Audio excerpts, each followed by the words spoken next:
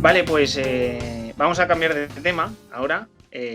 Aunque ya habéis comentado algunas cosas que tocan esta pregunta que os voy a hacer, pero sí que quiero que la centréis un poquito más, y es cómo veis vosotros la situación actual creada en el mundo y sobre todo en España por el coronavirus, por el estallido del COVID-19. Yo incidiría en dos ejes que veo que no estamos reestructurando con la debida celeridad como deberíamos reestructurar, que son la educación y la sanidad.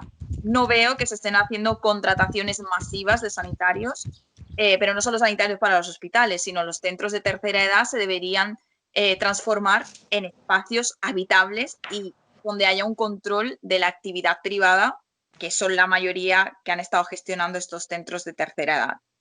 Empezaría por esa pata, y la segunda pata es la educación, porque la educación es un derecho básico y tal y como se estaba planteando con la crisis del coronavirus, que la educación se hiciera a distancia, no, todo el mundo no tiene ni tarifa plana de internet, ni acceso a internet de calidad, ni dispositivo desde el que pueda trabajar desde casa. Entonces, esa brecha no se puede crear en un espacio que lo que hace es crear igualdad de oportunidades desde el minuto uno. Y para mí esas dos patas estamos tardando demasiado en reestructurarlas. Y creo que es vital. Creo que tenemos que empezar por ahí, para garantizar el futuro y para garantizar un bienestar ahora a todos nosotros. Por supuesto, mi eje es el de los cuidados, que los cuidados se tienen que aplicar de manera transversal a todo.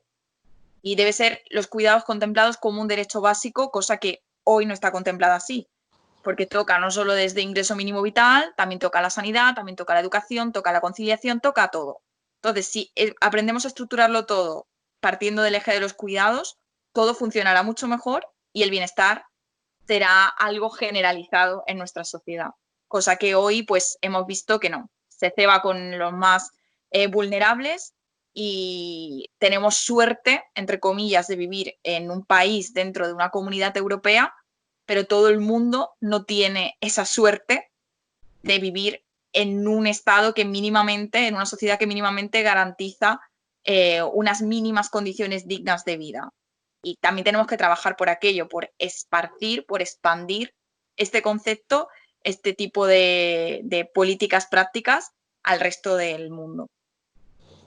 En mi caso, bueno, también son dos patas, es decir, y van muy relacionadas con las de Miriam. Y sí que es cierto que la primera pata es la red de cuidados. O sea, sí es fundamental, que se ha visto con esta crisis que la red de cuidados lo que se ha visto es que está mermada. O sea, si ponemos mucha presión en nuestro sistema de bienestar a las familias, a los compañeros, básicamente a las familias, los padres, las madres, los abuelos y demás, para sostenernos en este sistema de vida, este sistema de bienestar en España, ¿no? O sea, es decir, quien te cuida a los niños van a ser los abuelos, ¿no? O sea, es decir, esto era muy criticable cuando Madrid cerró las escuelas, las universidades de un día para otro, pero los padres tenían que seguir yendo a trabajar. O sea, sí, ¿con quién los deja? Con los abuelos. ¿Qué es lo que pasa? Ironía, los niños son niños ébola, ¿no? O sea, si los niños no tienen, no son sintomáticos, entonces, ¿qué pasaba? Que los niños podían contagiar a los abuelos, ¿no?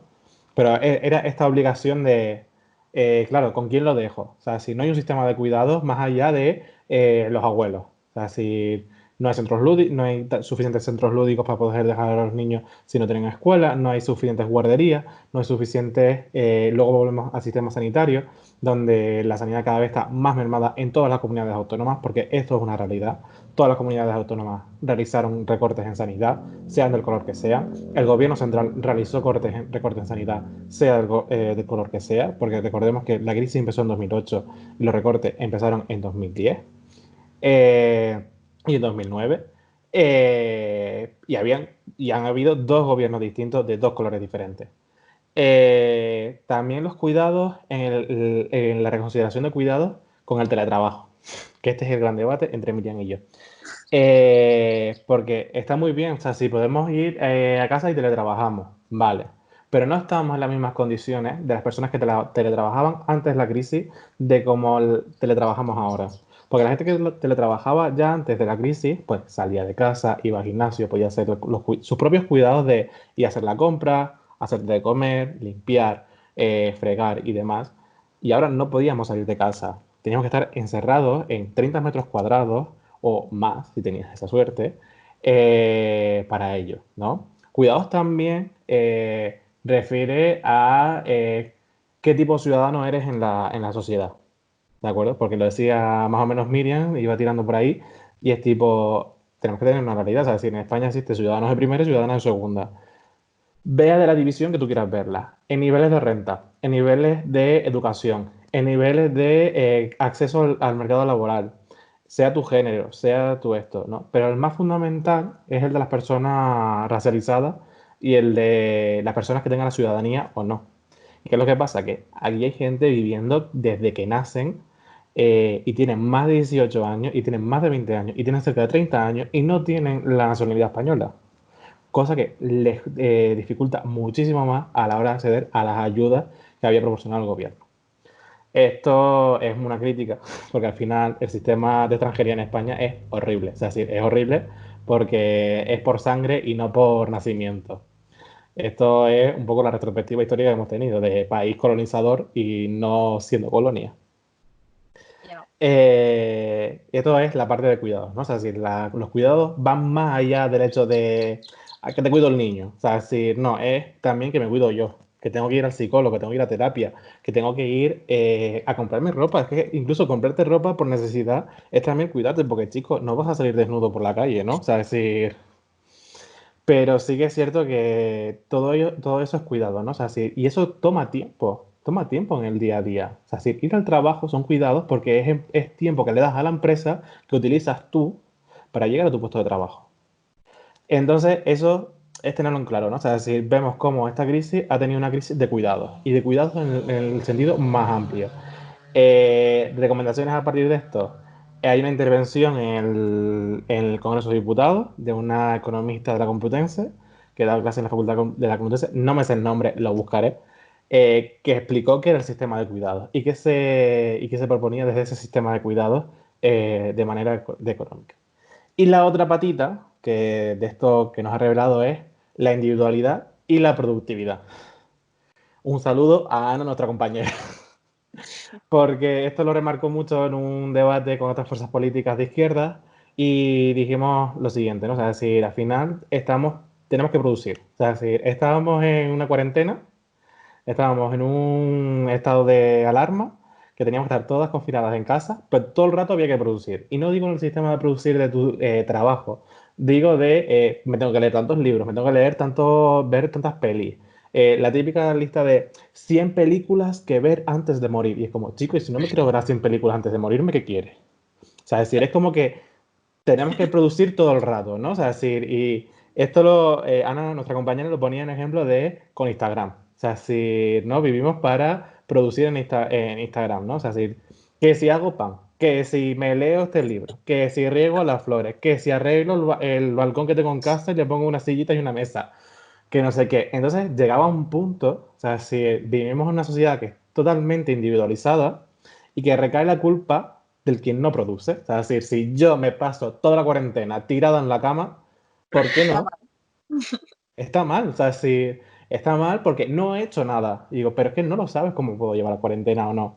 Entonces, la culpa de el no producir, la culpa de los remordimientos, hacer hincapié en este punto de culpa también en la salud mental. O sea, así que somos personas jóvenes, pero somos el grupo de edad que más está afectado por la salud mental. O sea, si tenemos un montón de ansiedad, tenemos depresión, tenemos ataques constantes en nuestro día a día que dice, es que son, la típica palabra está en inglés, snowflakes, ¿no? O sea, si copitos de nieve que parecemos que somos únicos y especiales, pero que no somos, y es una mentira, o sea, es decir, vivimos un sistema que nos apedrea día a día, con que tenemos que, venga a producir, venga a no sé qué, expectativas del sistema capitalista, expectativas de nuestra familia, de todo el grupo de las sociedades, que al final nos afectan a la salud mental, ¿no?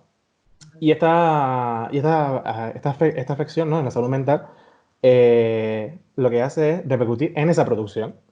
O sea, como si yo tengo ansiedad y no me puedo levantar de la cama un día, no puedo hacer cosas en la universidad, no puedo hacer cosas de la red, por ejemplo, ¿no? O sea, si yo que milito en la red de Ecojoven, pues no puedo hacer cosas en la red de Ecojoven. O no puedo ni leer. O sea, si cosas tan básicas, yo no podía leer. O sea, si yo en mi habitación en Madrid, yo no podía leer. Porque como veía mi habitación para dormir y trabajar, Claro, no podía hacer cosas que yo quería divertirme. ya, Ujú. Entonces, esos son los dos grandes pilares, ¿no? Los cuidados y la producción, ¿no? Que hemos visto aquí. Como que, aun estando en una crisis, o sea, estando en una crisis sanitaria, social, económica, política incluso, eh, teníamos que seguir produciendo para el sistema. Aunque sea para la galería. O sea, aunque sea de tipo, mira, chicas, hoy he hecho un pan de semillitas con quinoa y no sé qué, no sé cuánto. Chica, que no me interesa. O sea, sí, yo lo siento mucho, pero es como, deja de producir.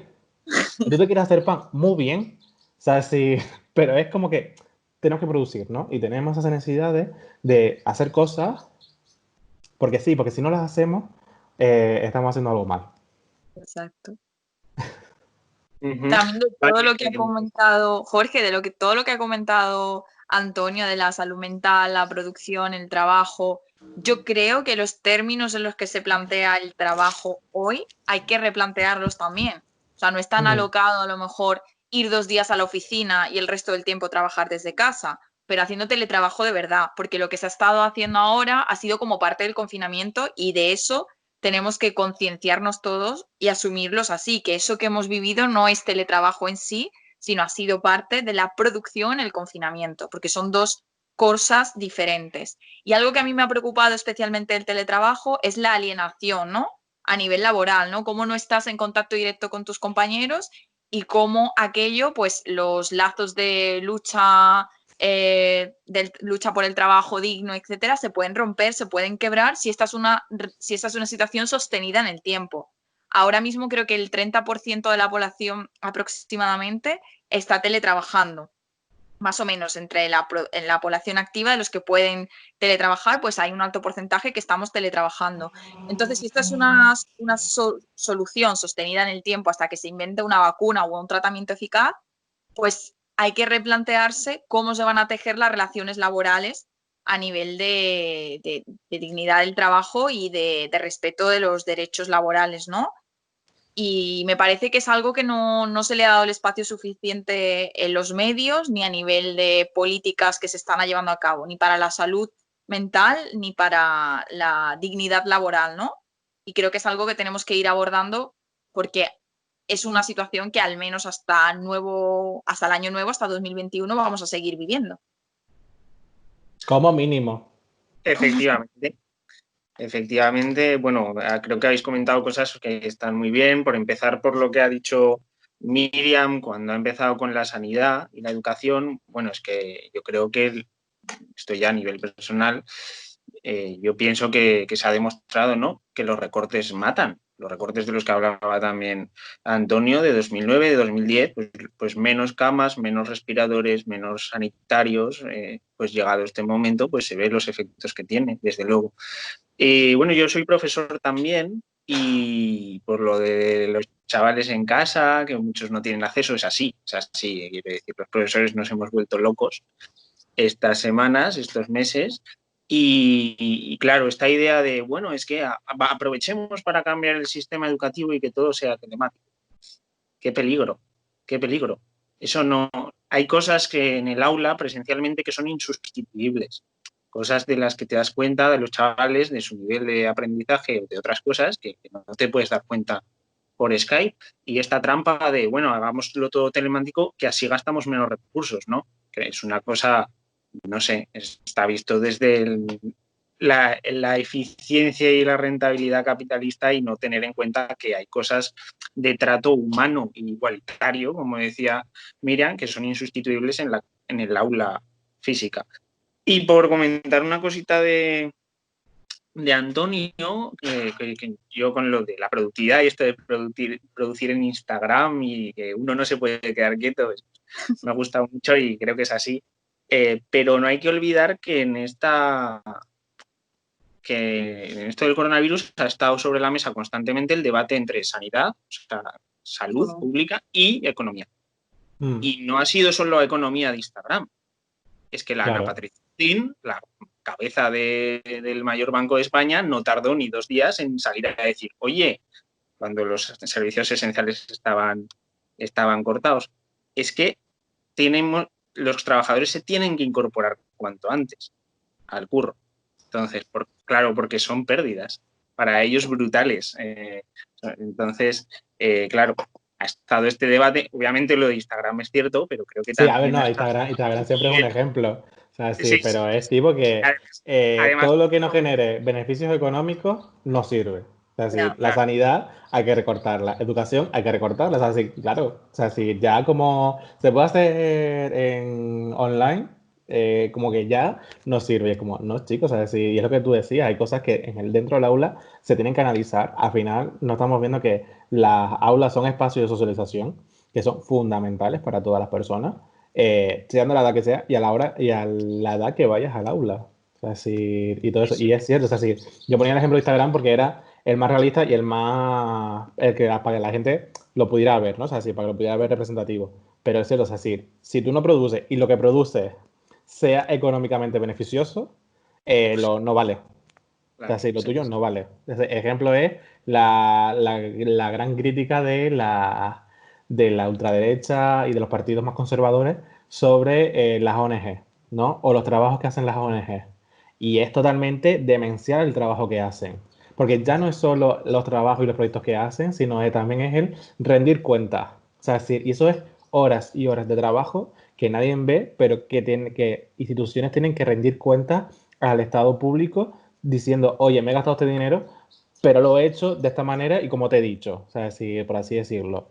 Entonces, eso es mi crítica, ¿no? O sea, es decir, el producir lo económicamente beneficioso. O sea, si no tiene beneficios, chicos, ¿para qué? Ni te lo pienses, Ujú, ¿no? totalmente, claro, totalmente de acuerdo.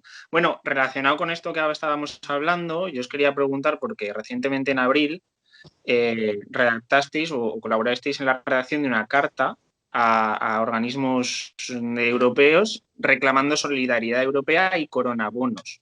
Entonces, la pregunta es a qué organismos iba dirigido esto y cuál era el objetivo. Miriam, Vale.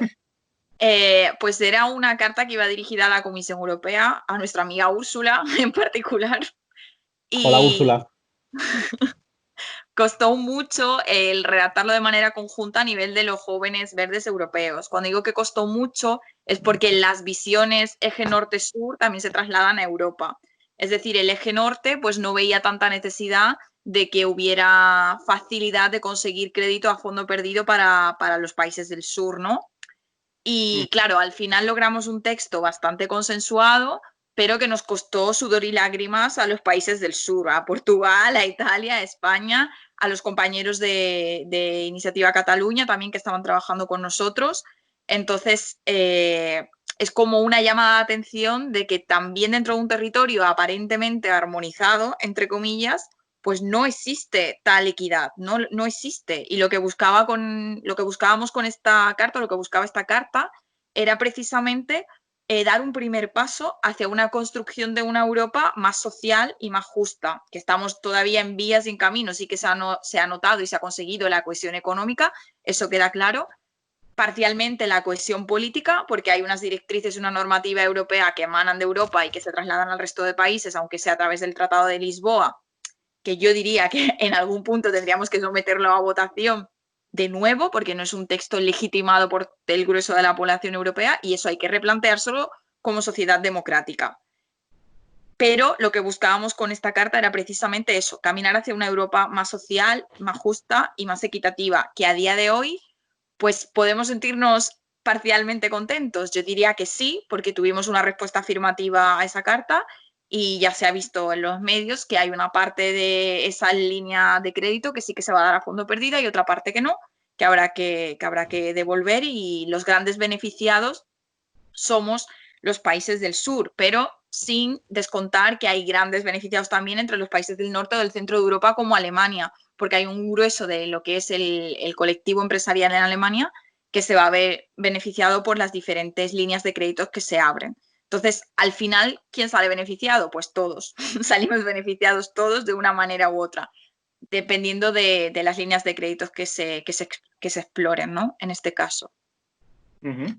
Esto, bueno, desde mi punto de vista es que, a ver, al final Miriam trabajó muchísimo para poder llegar a tener las palabras coronabonos y que no fueran devueltos, ¿no? O sea, es decir, esto fue un debate muy, muy, muy grande porque venimos otra vez, ¿no? Repito lo que dice Miriam, eje norte-sur siempre va a haber, o sea, es decir, es una realidad.